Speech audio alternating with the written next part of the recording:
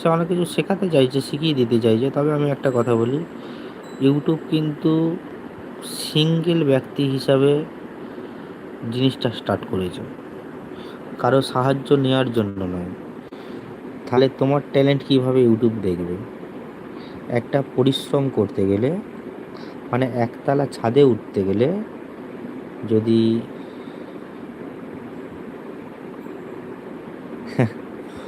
যাক, এই বুদ্ধিটা মাথায় এসছে যে তুমি ওই জন্য টাটা করে বেরিয়ে এলে।